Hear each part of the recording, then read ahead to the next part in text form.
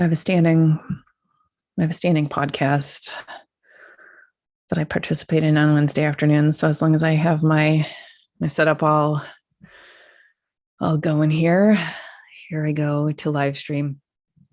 I apologize. I have a little bit of a cough throat issue, but I figured why not? Let's just get going here. So here is I got it. I'm being live streamed.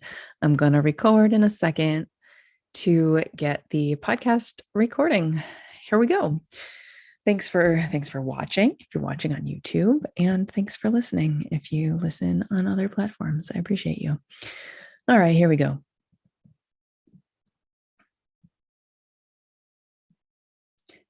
Hello and welcome back to the Martial Arts and Crafts podcast. I'm your host, Sarah Deacon. It is great to be with you today. You can tell I have a little bit of a cold in my voice. It is feeling great. I'm feeling good about it. It's on its way out. So we're going to talk today about showing your heart. So I was just on a podcast episode and talking about vulnerability, talking about communication and communicating vulnerably and authentically. And I would just want to say that it is a close topic to my heart to communicate in a vulnerable way, to show my heart, because I feel a lot of love for people. So let's get into the episode. I want to start with this. It hurts. It hurts when people let you down. It makes you take a hard look at yourself and wonder what's wrong with you, especially if more than one person has let you down, and especially if it's happened more than once. I am talking from experience here. When people have let me down, it is hard to remember that my letdown is more about my own expectations of the other person than really about their behavior toward me. Now, I've spent a lot of time thinking about some of the people that I've lost over the years recently. I've been thinking about this. I have been extremely fortunate that most of the losses of these relationships or the changes of these relationships have been in the form of like an evolution or a drifting away rather than something like death. So that is something I am grateful for. A lot of people I love are still alive and out there in the world and doing fabulous things. For the relationships I'm talking about, it's predominantly friendships. I've only had a couple of romantic relationships and I don't have any hard feelings toward them. And so for many of these relationships, I know that if I needed to, or if I wanted to, I could reach out at any time in friendship and with a heart of love, with humility and genuine desire to connect. Things might be much the same as they were in the past, because a lot of the times it was just the circumstance of our lives that drifted us apart. Other relationships, they faded from very specific events, and I may not feel entirely comfortable naming those things or reaching out in the same way. And that is something that I am just really trying to forgive myself for, some of these behaviors, some of these challenges that these relationships have had, and also acknowledge that if a certain event led to the end of a relationship, then the relationship probably would have ended regardless of the specific events that surrounded the end. Now, I wonder if you've ever had an experience like this. Have you ever had a friendship fade? Have you ever been confused and hurt when someone you really thought was a kindred spirit, you'd be connected forever, and they up and ghost you? Have you hopped on social media to look someone up just because you're wondering how they're doing, but you don't actually send a message or interact in any way? And have you hoped that thoughts of you have crossed their minds sometimes too.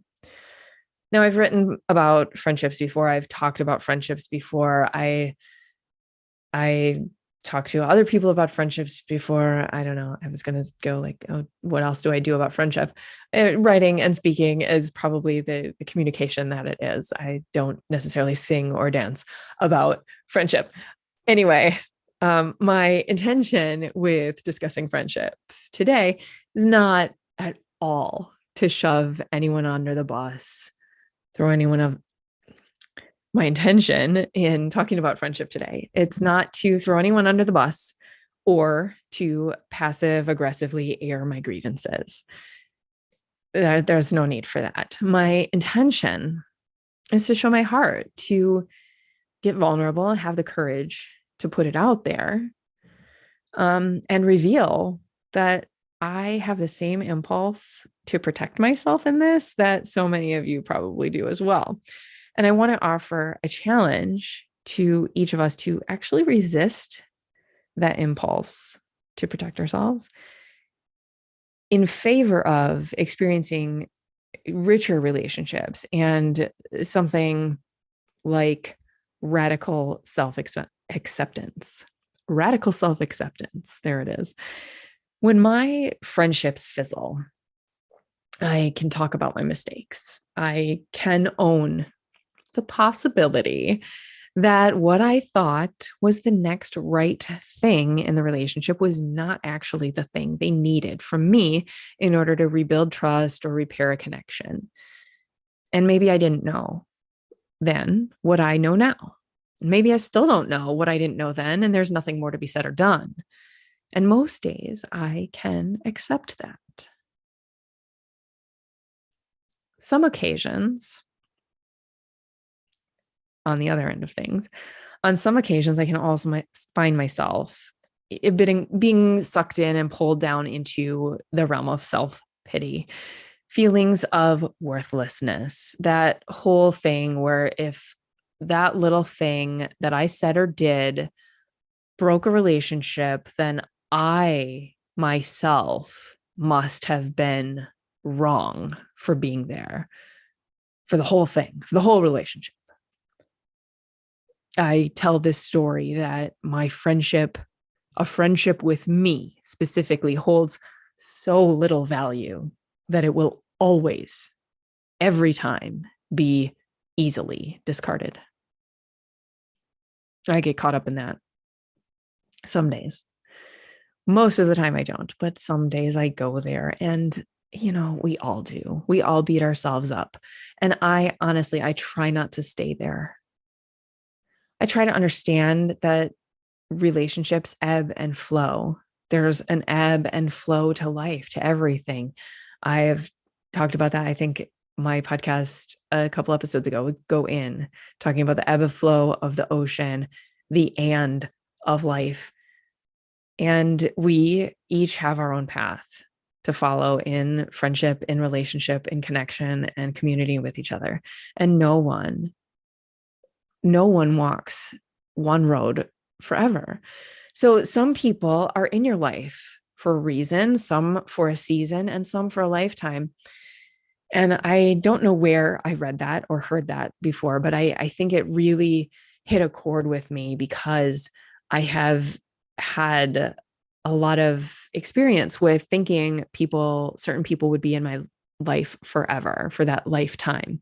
But trying to make reason or season people into lifetime people generally doesn't work out well.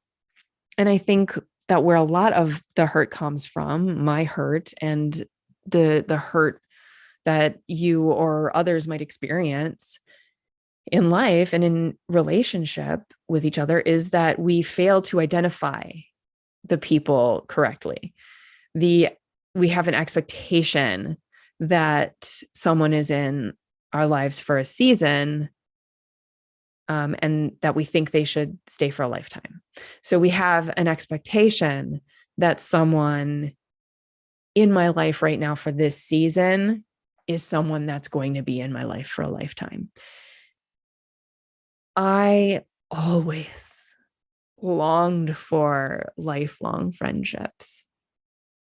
I grew up with the children of my parents' best friends. They'd been friends for way longer than I could comprehend as a young child. They'd been friends since well before I was born, I think since college. I created a story from this experience. This was how to do life together with a couple of best friends and their kids around the same ages.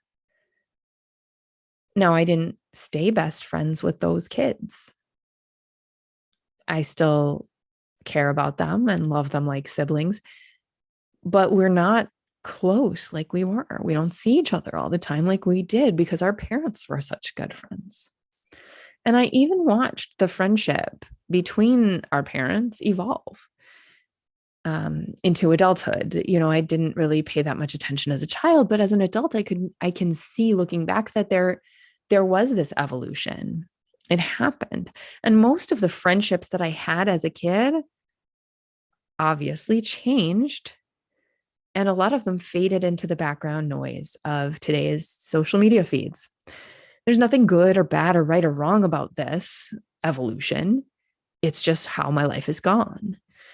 I've taken many paths in my life. I've made many choices that my friends have not.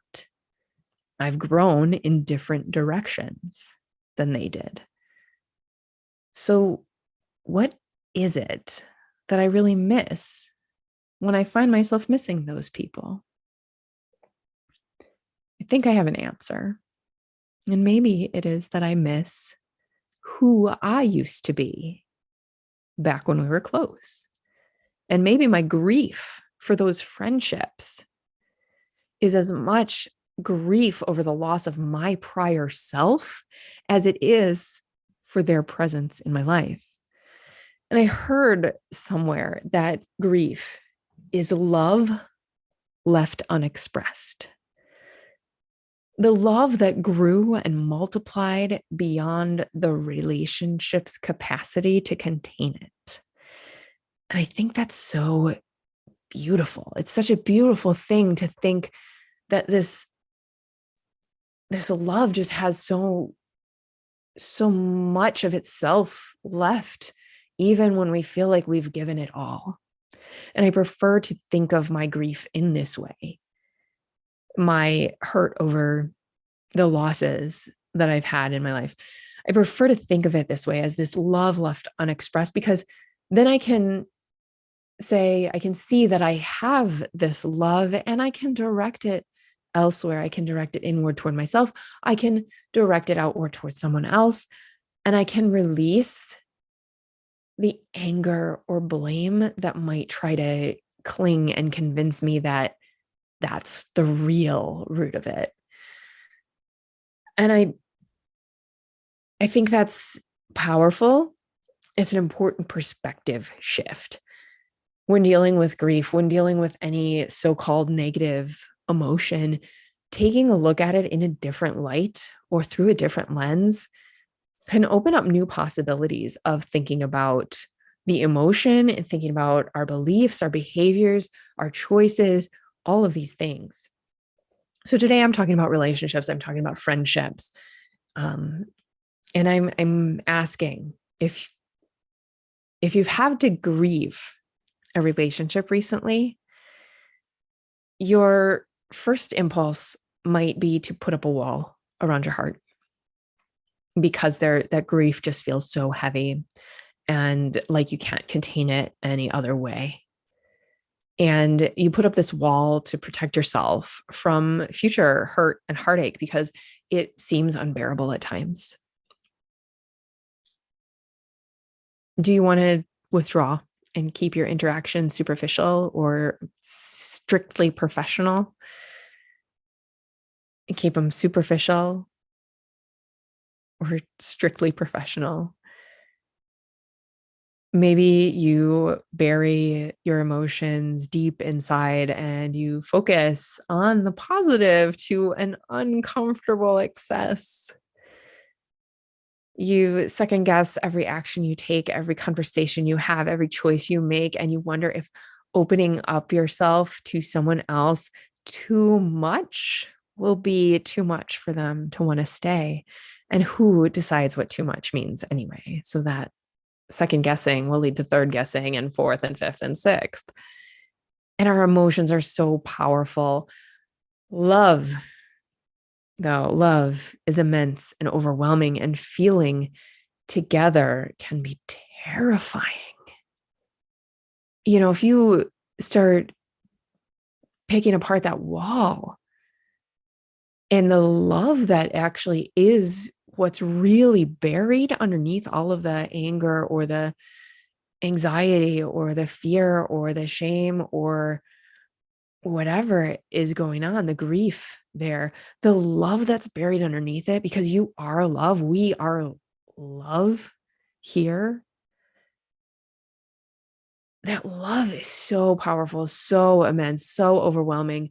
And feeling all of these different variations of love with another person can be very, very terrifying, very threatening. It can feel so raw and so difficult to get in there and feel it and admit that you're a person who feels it.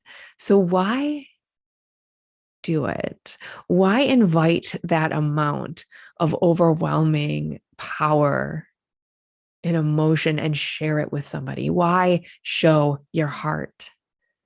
That's the question. Why? Why even bother? Why show your heart? And I think the answer is this: your immense and overwhelming emotions, whether love or something else, some version or variation of love or fear or shame or anger, whatever it is, your emotions are what make you human. Your ability to feel so deeply and so powerfully is one of the most important thrills of being alive.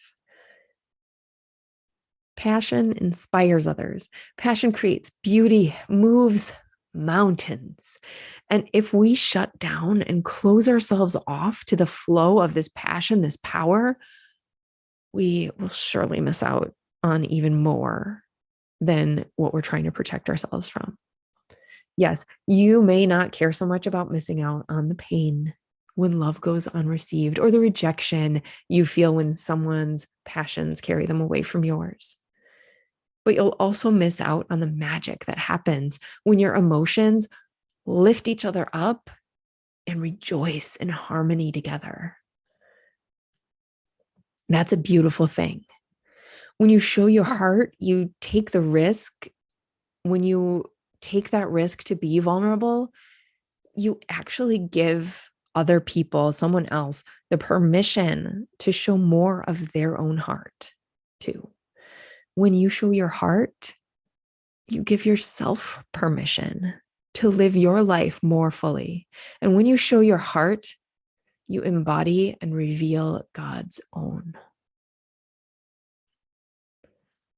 I want to invite you to show your heart today. This is a challenge because you might be afraid that whoever sees it, whoever sees that beautiful heart of yours, won't know what to do with it. They won't know how to respond. Because maybe there's a story there. Maybe you didn't know what to do the last time someone bravely showed their heart to you. Maybe you messed it up. Maybe your response to someone opening up and showing part of their heart to you is what broke those friendships or created those losses to begin with. Do it anyway. Show your heart anyway. Share someone's experience. Share someone's emotions. Share your heart. Share your emotions anyway. Then do it again.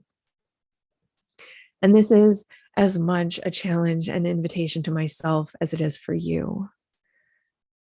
Because I know that there have been times in my life where someone has shown me their heart and I did not respond in a way that validated and supported and encouraged them. And I want to apologize for my thoughtlessness if any of those people happen to be listening to what I'm doing right now. I didn't mean to. I still have love, and I can't be perfect all the time. I'm working on it. And every time I think I've got it figured out, there's a new level to get to. So yeah, what I'm saying to you now is that this invitation, this call to action to show your heart, as much for me as it is for you. Show your heart so often and so fully that it grows, that it expands and then expands some more.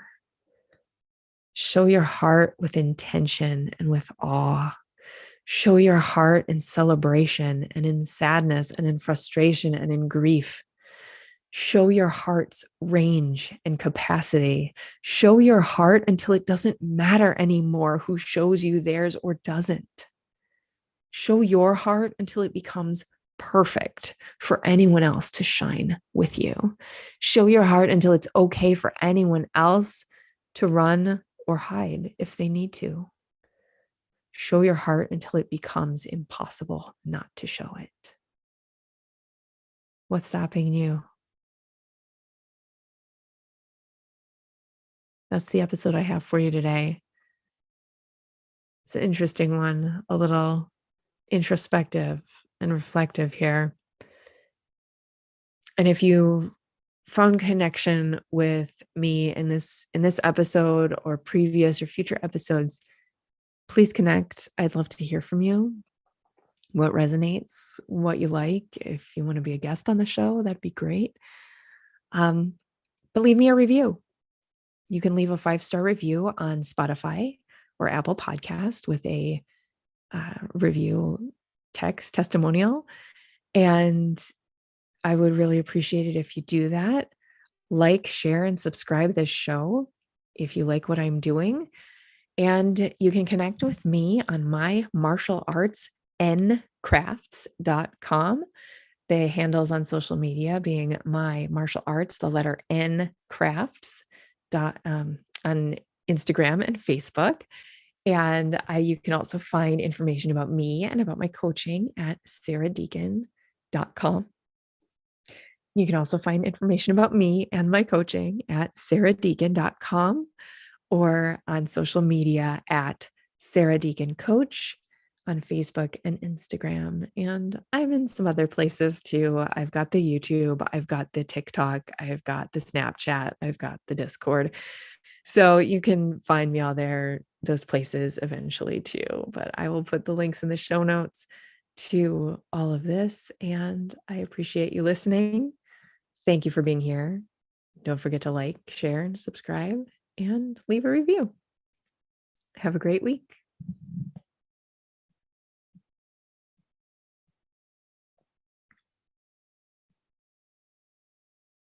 See, the bonus of watching the YouTube episode here is you get to see me stop, pause, restate. All of that is probably going to come out in editing once I throw it up on the audio version on the podcast. But yeah, thanks for being here raw and real with me on the YouTube. It's just me sitting and recording in my bedroom. So thanks for watching. Thanks for being here. I will hopefully have a lovelier voice next week when I record next episode. So thank you again, and I will talk to you soon.